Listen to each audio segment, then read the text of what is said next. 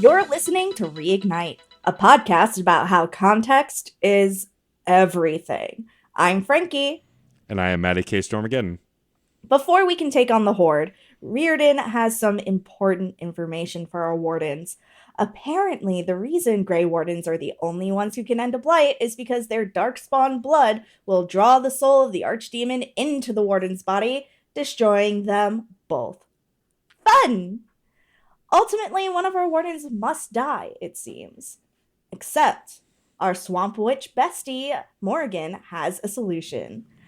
Get the Lady Preggers, and we all walk away, free and clear.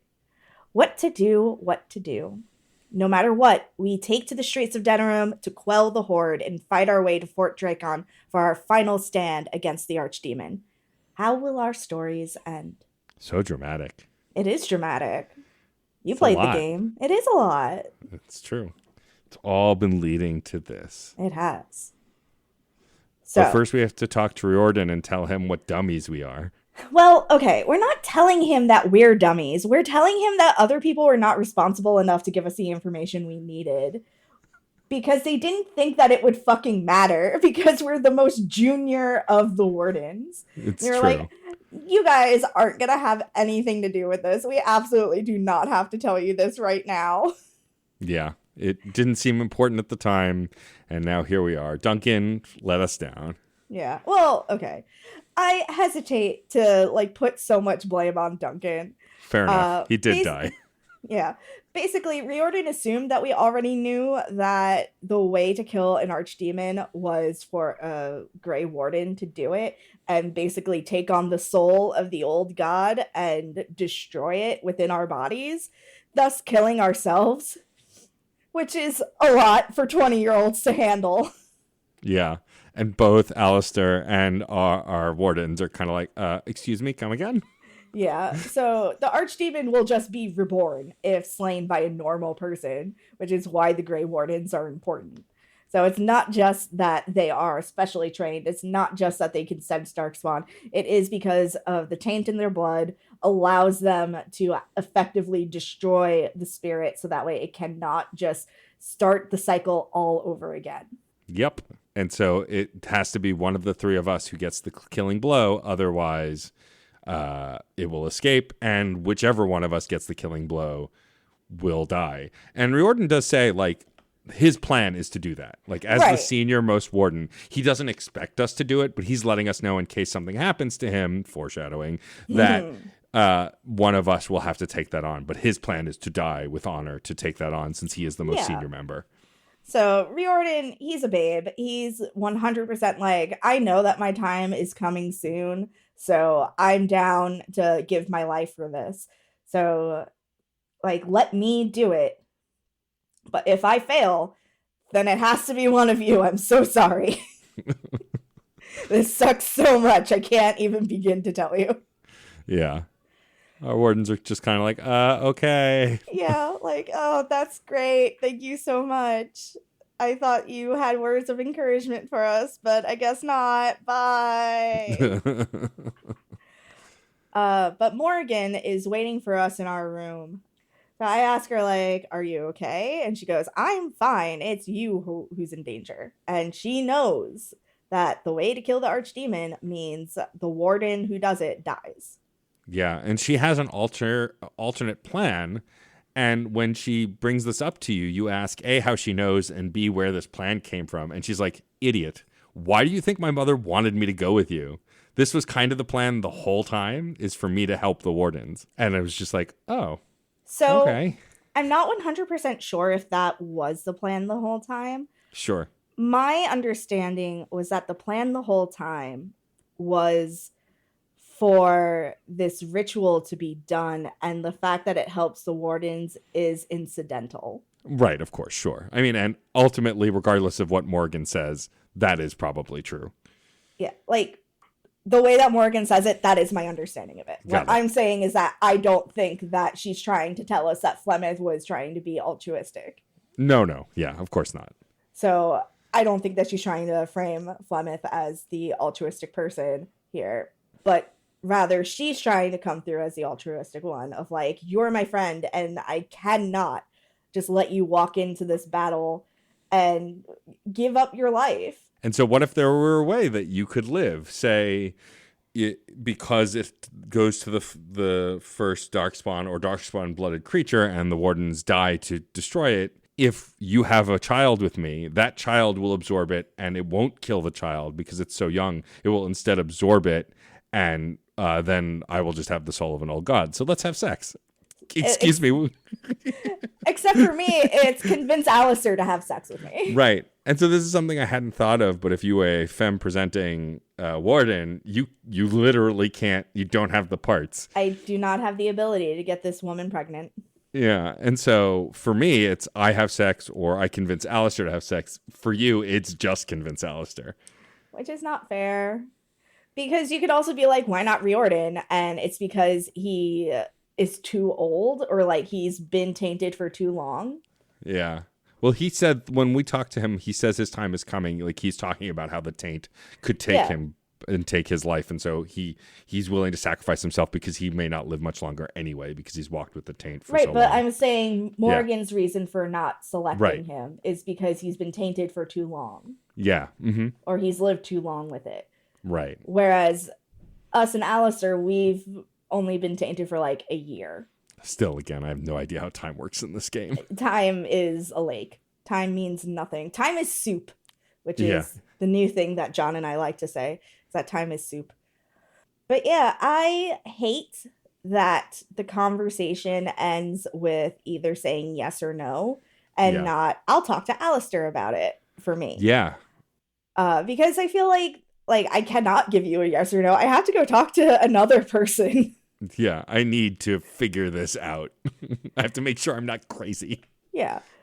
So, I mean, I do agree because in my position, Alistair is like my love. He is the person that I am dedicated to. He's the person I'm committed to.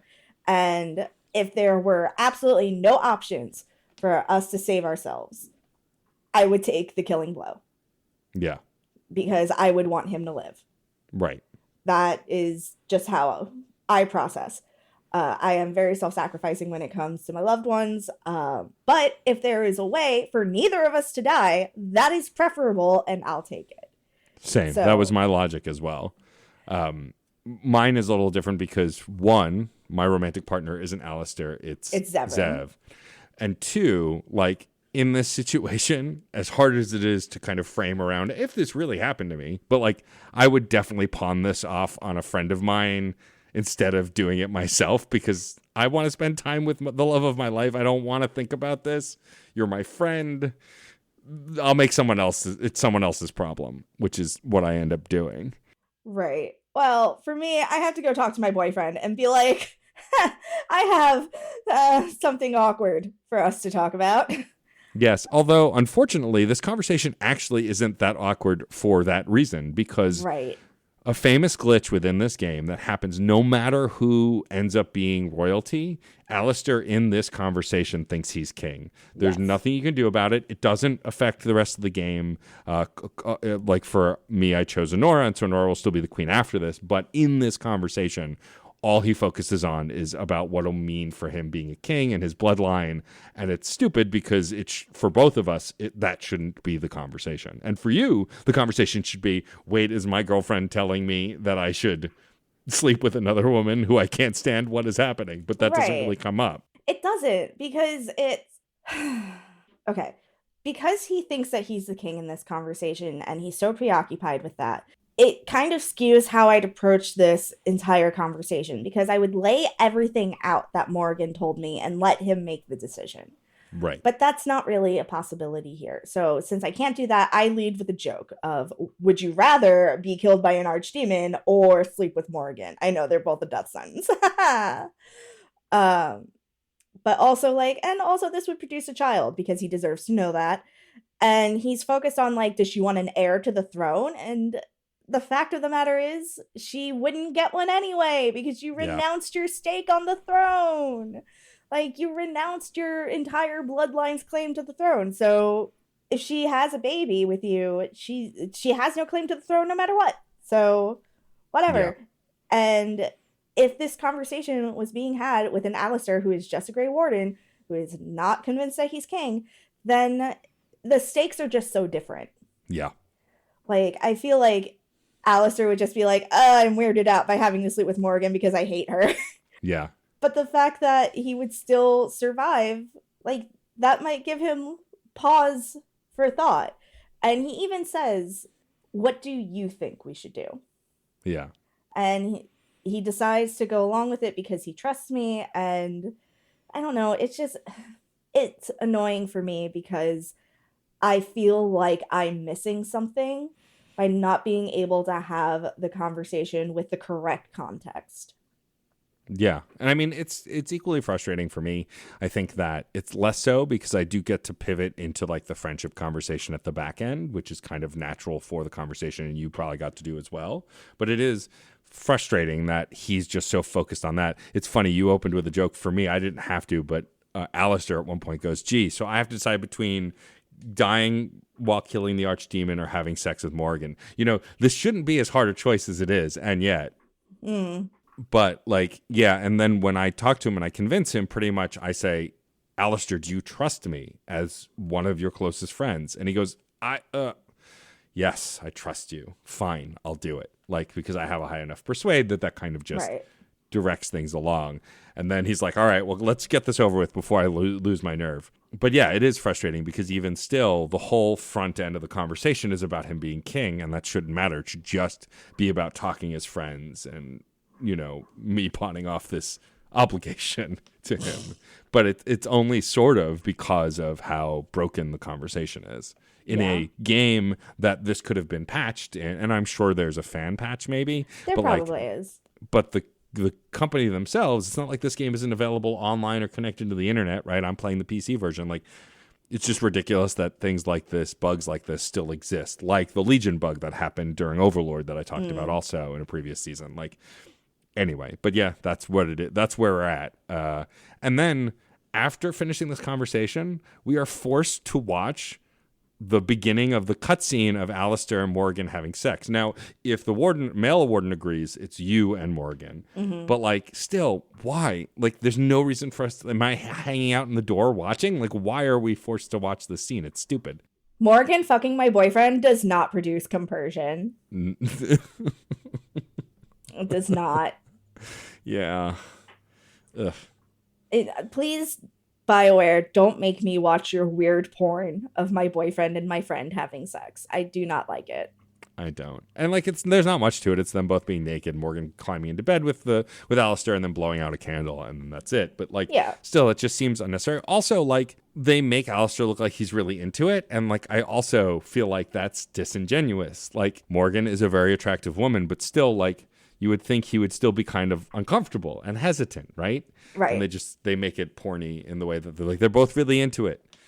And I get why Morgan would be really into it, because even though she can't stand Alistair, she also does love power and being a witch, and this is both those things. And so, like, she would be more gung-ho than he would, I think. But anyway, after that very awkward cutscene, we get a few others. We watch the armies gather. We see a soldier, like, hold the chin up of his son and, like, comfort his wife before leaving.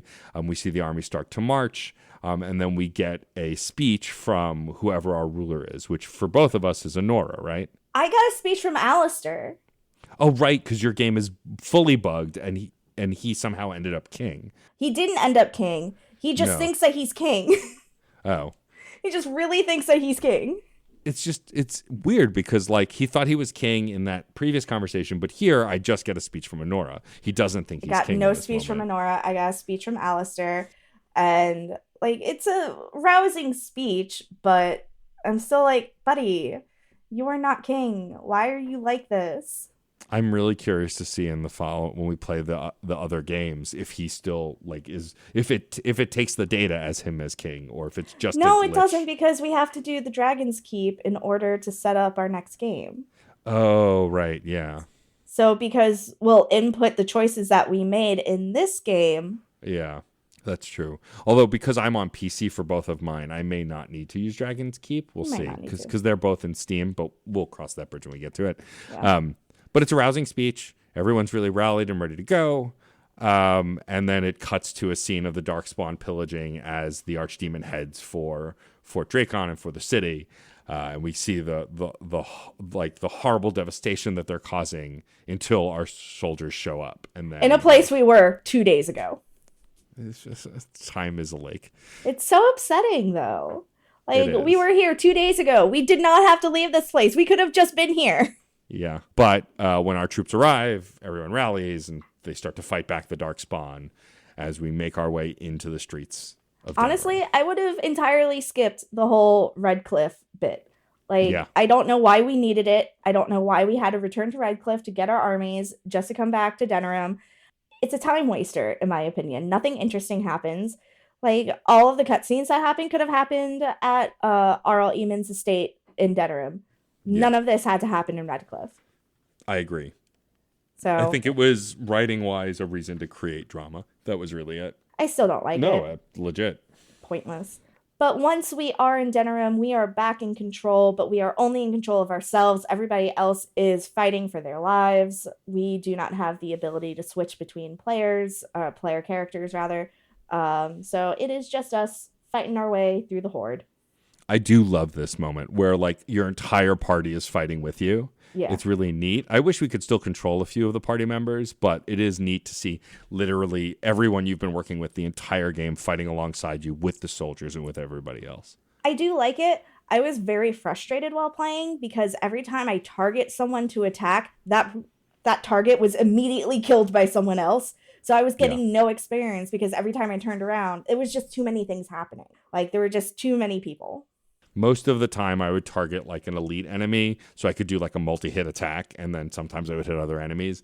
But for the most part, everyone else was doing the work for me. It was just too much going on to target anyone individually. And that is a flaw of the combat system in this game a bit, is that you have to click to attack and like the targeting and all of that, or target to attack as it would be on console. Yeah.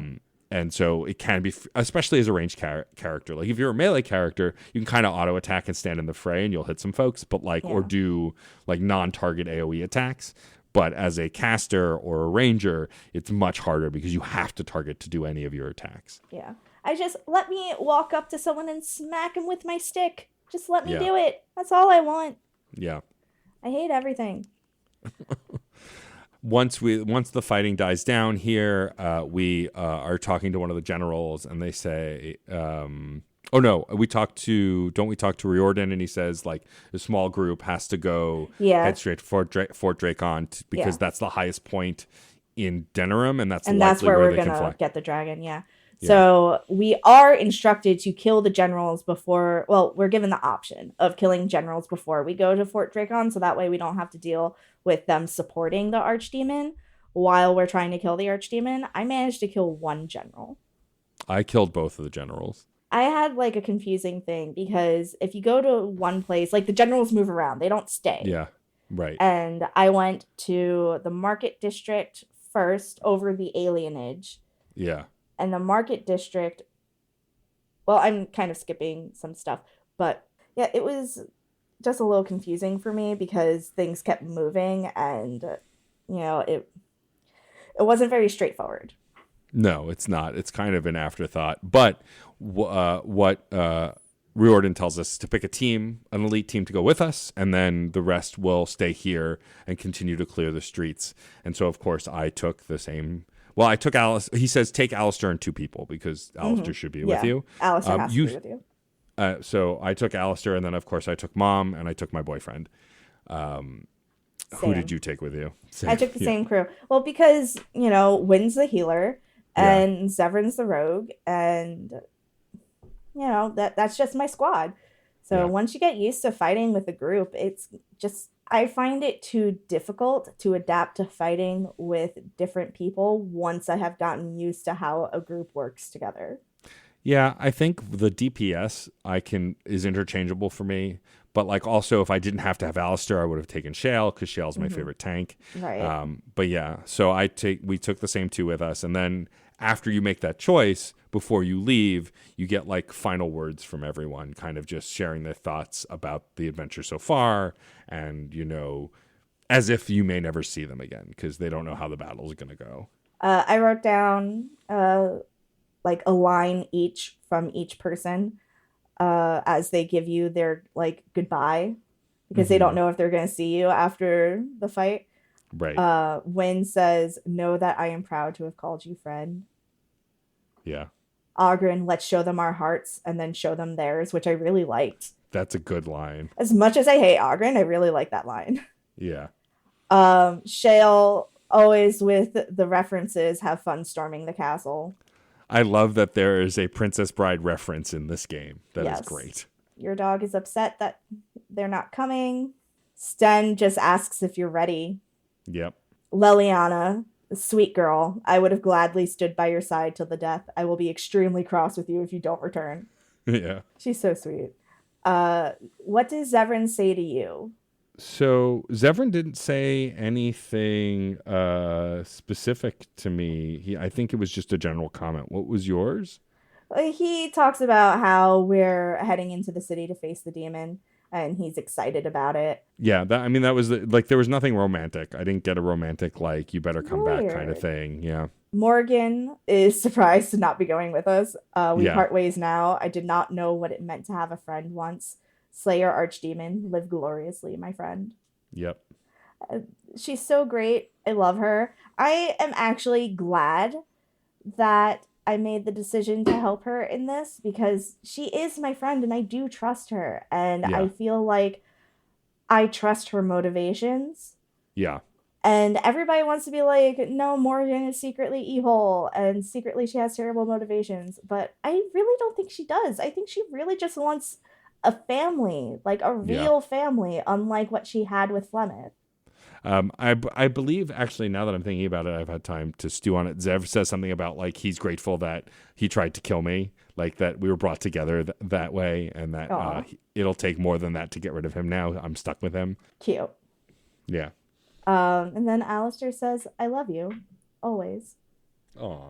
It was very sweet. Yeah, Alistair says. Alistair just said, I while I would normally be absolutely terrified, I am less so going into battle with you.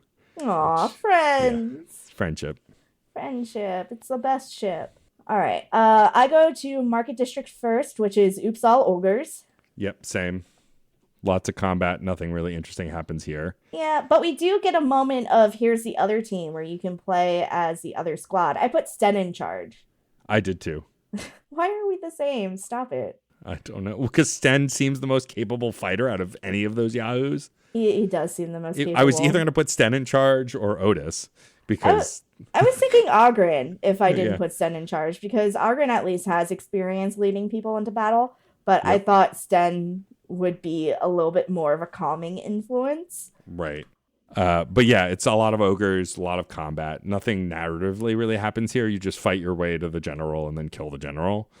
When you leave, and the next part you didn't do, but I did, you go to the alienage for the second The alienage general. wasn't available for me. Huh. Weird. That's it was why for I me. didn't go. That's strange. Because for me, once I finished the market district, the area right before Fort Dracon opened up, but I could still go to the alienage as well. It's weird that you couldn't go.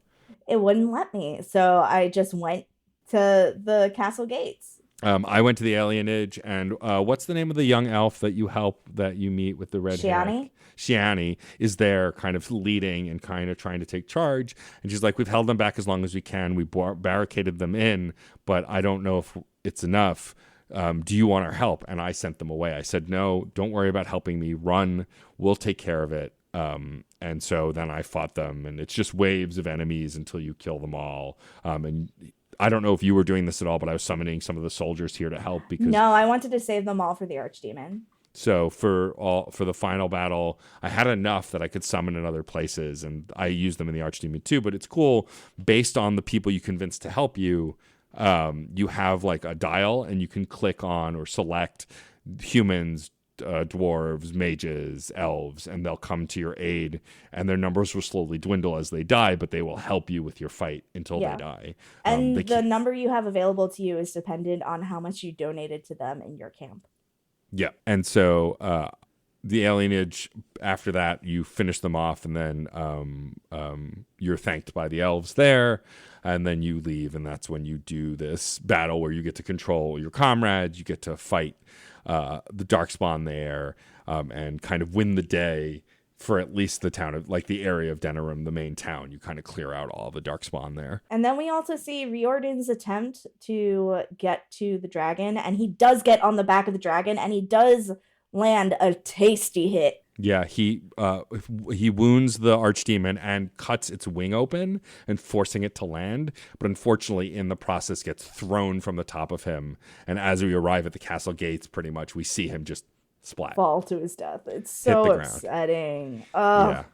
I love Riordan. It was so upsetting. He's actually a pretty cool character. Yeah.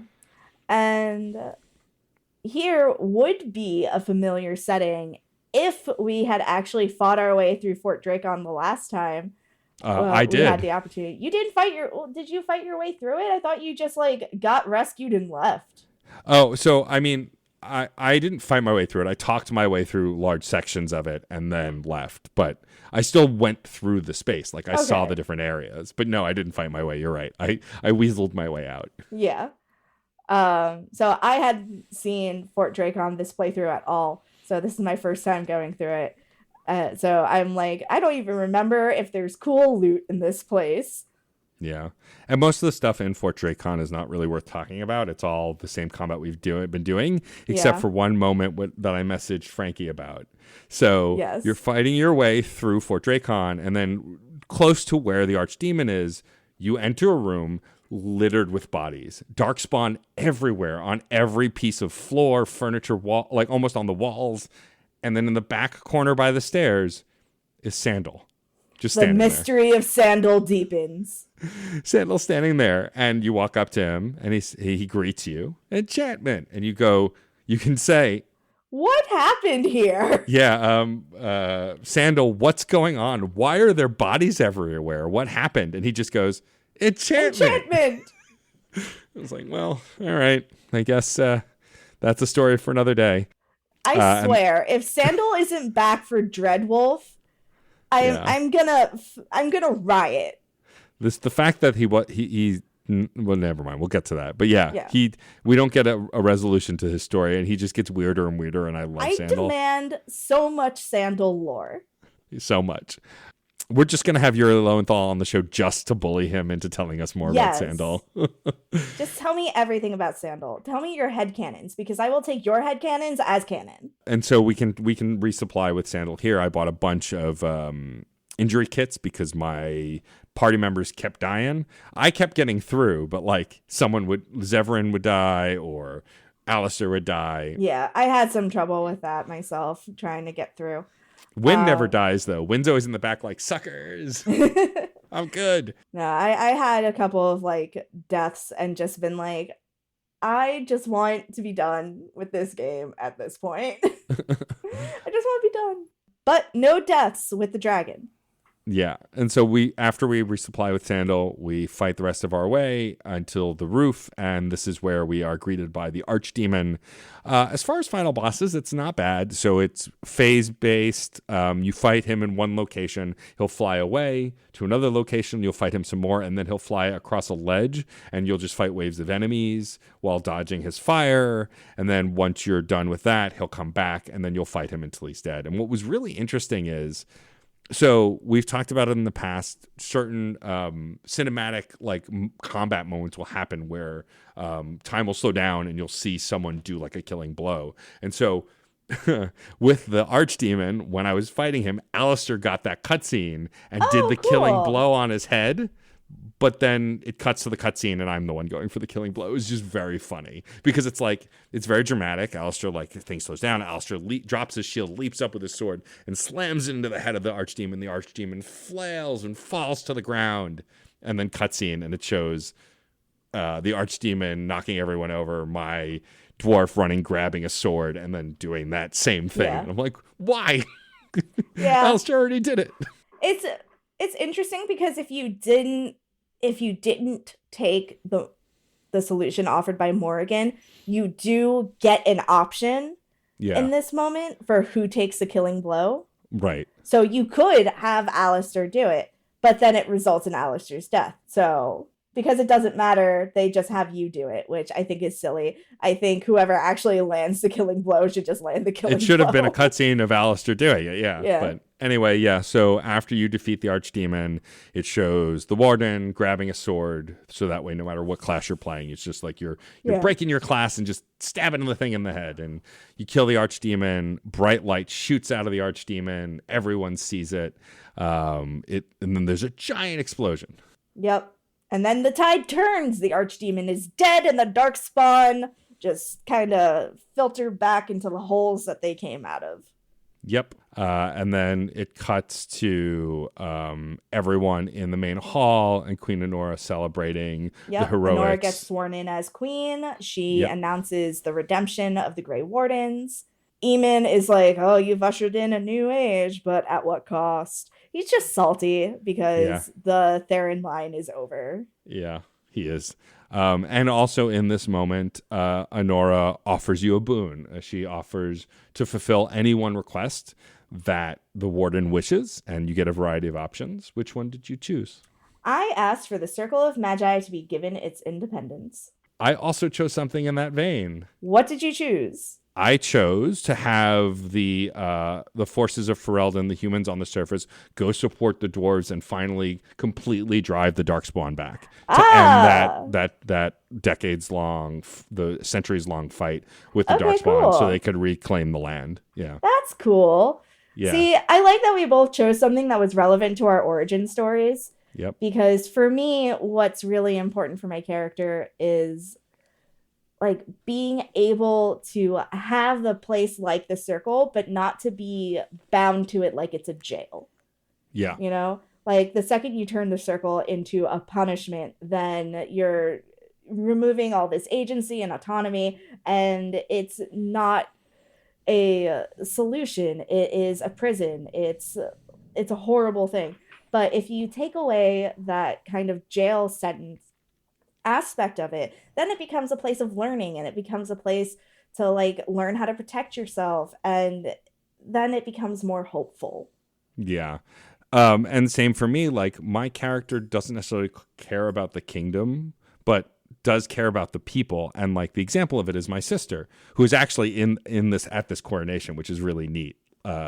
Rika is there, but it's really important to him to protect his home, even though he was cast out. Like he still cares about the people he left behind, his mother and his sister. And so my logic was like, I would want the humans to really finally ally with the dwarves, help us in this great task, and bring them closer together, which she, of course, Queen Honora does agree to, which is pretty awesome. Yeah, she agrees to mine as well. She says that the Chantry won't agree, but basically, fuck them. I love her. Yeah. She's such a bitch. She's so great. I really do like Honora as a character a lot. We also received the Arling of Amaranthine, which was Arl Howe's holding. It is given to the Wardens to start rebuilding in Ferelden. Yep. And then you're given an option of what you're going to do, what your plan is once you leave here. And so my warden has chosen to go back to the Wardens and help rebuild. I said I don't know yet. We'll see. Yeah. It's like, I don't know yet. Maybe I want to take a vacation. And then there are some final check-ins where you can chat with all of your party members. Before we talk about the party members that we all share, I get to talk to Rika. She's there. She says she's there as an ambassador and is really giddy to be representing the house. Also, when our mom found out that I had survived and that I'd won this great honor, she stopped drinking, and she's been sick as a frog since then because she's been sober. But is so excited she was made a lord as well and won't shut up about it. Cool. And then also says that I hear that the kings are going to make you a paragon. That's so exciting. And so it is alluded to and does come to fruition in the credits that I will become a paragon, which is pretty neat. Cool. That's really cool. Did you have First Enchanter Irving there? No, I think he's there because you're a mage. Yeah. So he's surprised that folks are being so nice to mages. He also thanks me for freeing the circle. And he says, like, you could have asked for anything. And I was like, yeah. And I asked for what I've always wanted. Aww. And he's like, I think I'm going to retire. This is great. Fantastic. 10 out of 10. Amazing. Who do you want to jump to? Well, so in that respect, when we talk to Wynn mentions to me at least that Irving wants her to take over for the Circle, but she actually decides to stay with Honora and become the first court mage in centuries. Not for me. Really interesting. Yeah. She decides that she's going to go to Tevinter with Shale. Huh. Yeah. Fascinating. She says that she's always wanted to see Minrathos, and Shale wants to find a way to become mortal again. I got something completely different from Shale. That's really interesting. Interesting. So, yeah, Wynn says to me that she was offered to head the Circle, but instead will stay as a court mage to Honora, which I think is really cool. And then Shale, we'll might as well jump there. Shale wants to return to Orzammar and help destroy the Darkspawn because as far as she's concerned, Darkspawn are the pigeons of the underground. That's adorable. Shale wasn't in the room for me at all. Huh. Interesting. So Wynn tells me, like, yeah, Shale wants to go to Tevinter, and I decided I'm going to go with her. Fascinating. Yeah. Other things that she says is heroes don't do things alone, and she talks about how she was asked to be the new first enchanter, but she wants to travel. So I think that's really cool that she decides to help Shale with her journey to become mortal. Yeah, I do too. And I think it's cool that in mind she wants to be a part of this new government and help lead. That's baller AF. Who do you want to talk to next? Let's go to Sten. So Sten pretty much talks about how the customs here are so different and that he will be returning home and telling Legend of this and that he was honored to fight by us, but does not understand this kind of celebration because this is not what the Qunari would do.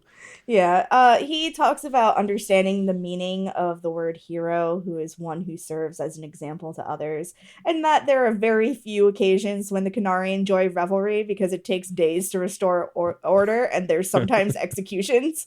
But he is returning to his people and it's going to be difficult to travel alone. But he does promise one day he'll return to pay back his debt to us. And the lovely thing he says before we leave him is, may you always find the path that you seek. Yeah. I'm very sad here that I can't pet my dog one last time. Oh, yeah. I agree. I guess let's talk to Alistair next. Okay. For me, he just he talks about how he's glad it's over. He's looking forward to going back to helping and building the wardens, and that he doesn't have to worry about any of this king nonsense anymore. He also has decided that in the future, if anyone looks to him with any authority, he's just going to shrug and look stupid because he's good at it. He says something like that in my conversation, but he starts off with like being so scared that he was going to lose me and being surprised that Morgan was telling the truth after all. The Grey Wardens are on their way, and they're asking a lot of questions about how we managed to survive killing an archdemon. Oh, yeah. I tell him to tell the truth. Me too. And he's just like, how about I shrug and look stupid? Yeah, that was it. That was what he had said to me as well, yeah. Yeah. And we also find out that Morgan vanished after the battle. True to her word. Nowhere to be found. Liliana talks about going back to Orlais. She wants to pursue, what's her name? Marjolaine. And you offer to help. And she's like, no, this is something I have to do on my own. Yeah. Aw, Liliana. Yeah, she's so happy to watch me receive accolades. And she's just like, it was a miracle that the Maker sent me to help you. She does talk about wanting to go after Marjolaine. I don't really think it's a good idea. I think she should just like let it be. Yeah. Because like that part of her life is over now and she's free. She could do whatever she wants. Yeah. No, I agree. Next is Zev, and so when I talk to him, he says, well, now you're definitely never going to be rid of me. It's nice to see other people pampering me and leaving him alone. He assumes that eventually, if he stays still too long, the crows will eventually come for him because they'll figure out what's going on. Yeah. And then I can say to him, but you're still going to come with me to help rebuild the Grey Wardens, right? And he's like, yeah, you can't get rid of me that easily. We'll take on whatever comes.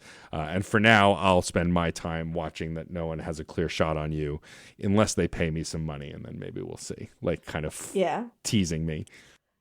Yeah, he says something similar to me. He's not enjoying the party. He's waiting for the crows to assassinate me.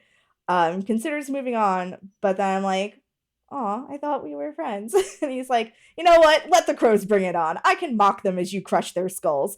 What am I afraid of? You've destroyed everything that's come our way. Like, fuck it. Forget it. And he makes the same joke about keeping an eye on us. So that way, making sure that no one gets a clear shot.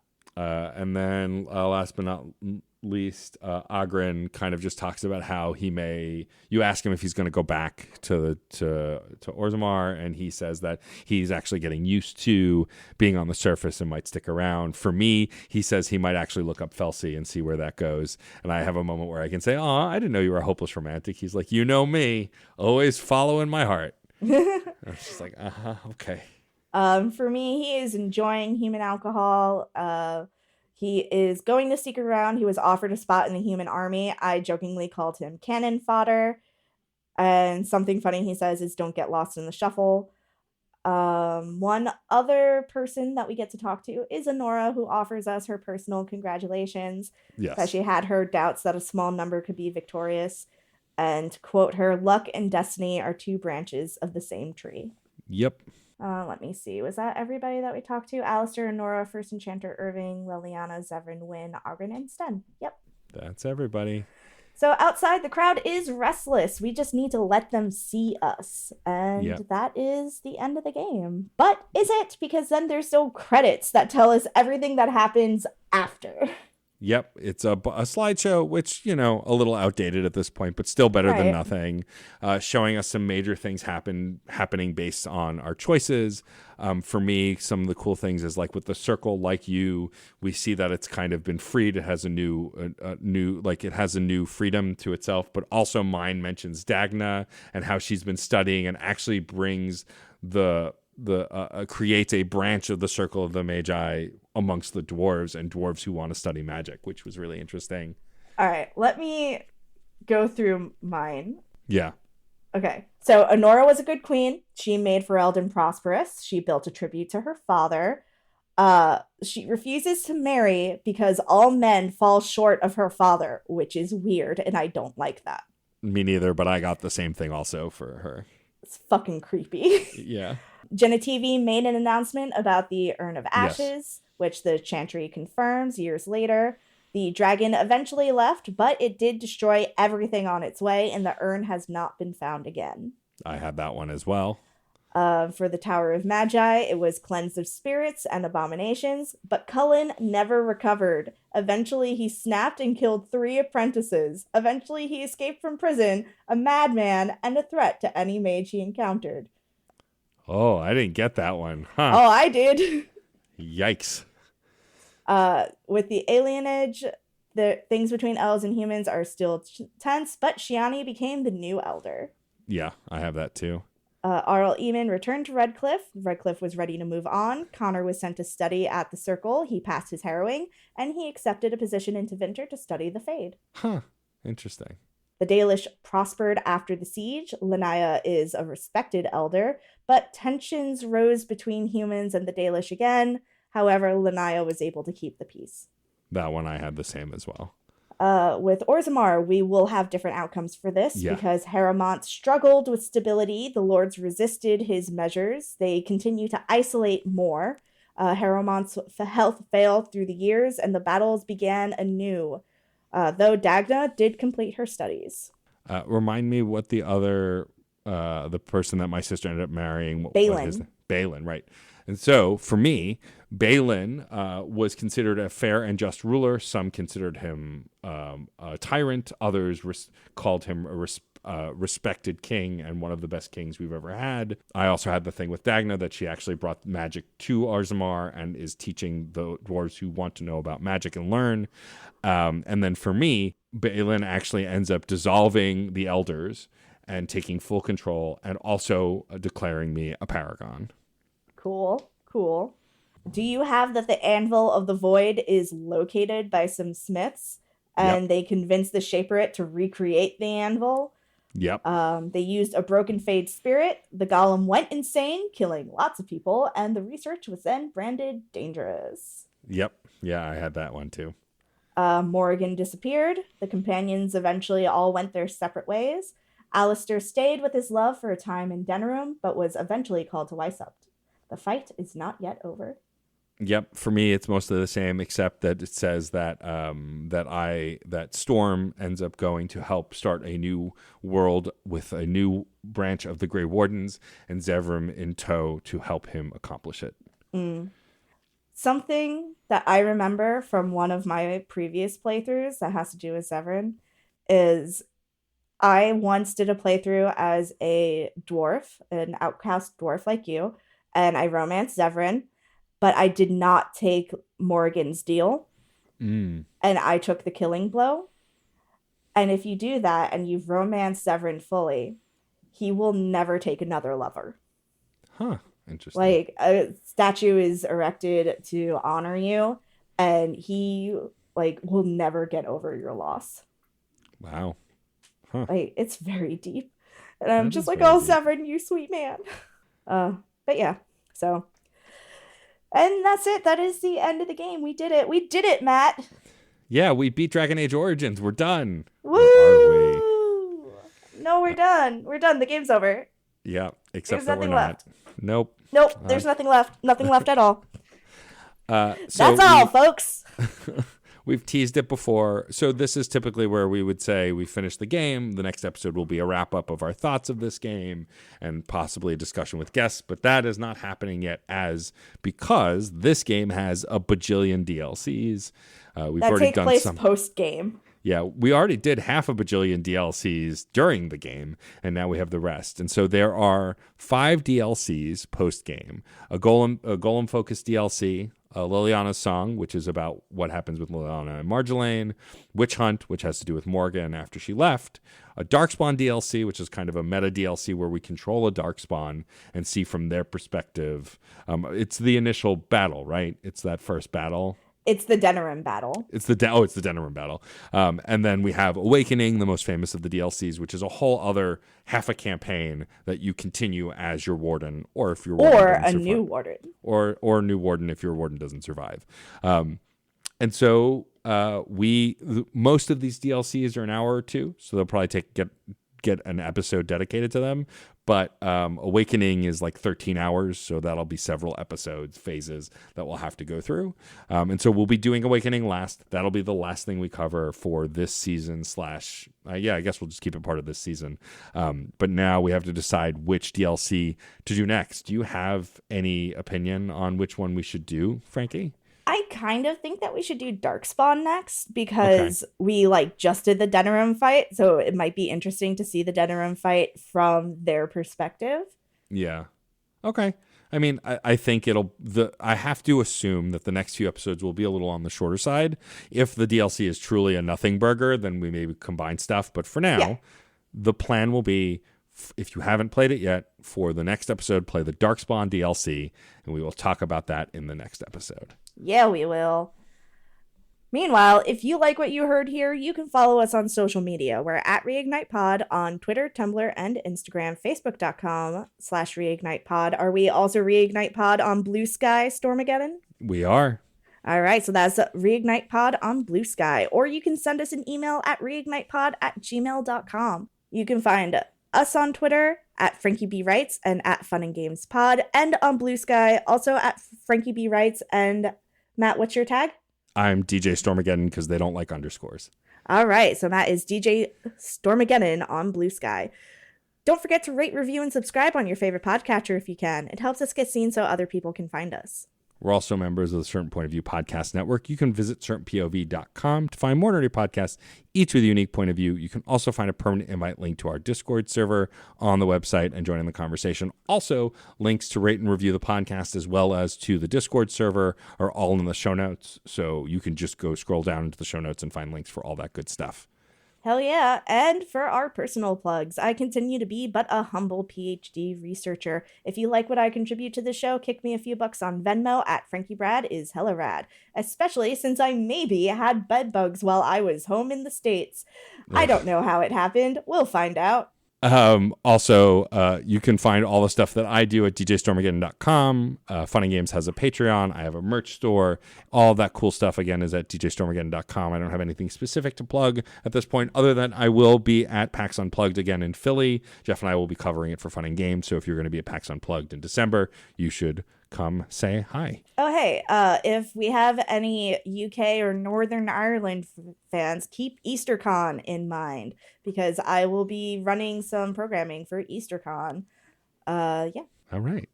We'd also like to thank Carter's husband, the one and only Case Aiken, for developing amazing t-shirt designs that you can find over at certainpov.com or on the Certain POV Teespring, as well as designing each individual episode's show art. We are grateful. We'd like to thank Radek Wade and Echoes of Oblivion for our theme music. And of course, we'd like to thank, last but not least, Red Spinks for our brand new logo. To see more of his work, you can follow him at Chaos Does Art on Instagram. I'm Frankie. And I am Matt, aka Stormageddon. And remember, Grey Wardens. In war, victory. In peace, vigilance. In death, sacrifice. Okay, bye.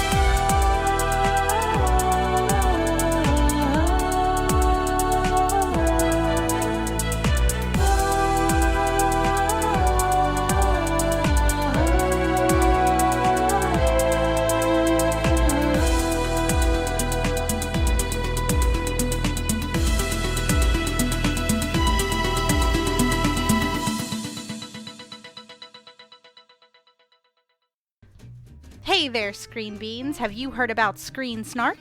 Rachel, this is an ad break. They aren't screen beans until they listen to the show. Fine.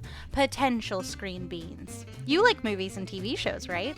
I mean, who doesn't? Screen Snark is a casual conversation about the movies and television shows that are shaping us as we live our everyday lives. That's right, Matt. We have a chat with at least one incredible guest every episode, hailing from all walks. We've interviewed chefs, Writers, costumers, musicians, yoga teachers, comedians, burlesque dancers, folks in the film and TV industry, and more. We'd be delighted for you to join us every other Monday on the Certain POV Podcast Network. Or wherever you get your podcasts, fresh and tasty off the presses. What? That's not. Can I call them Screen Beans now? Fine. Screen Beans. So tune in and we'll see you at the movies or on a couch somewhere. 'Cause you're all Screen Beans now. You will be mine. Aurora. CPOV. CertainPOV.com.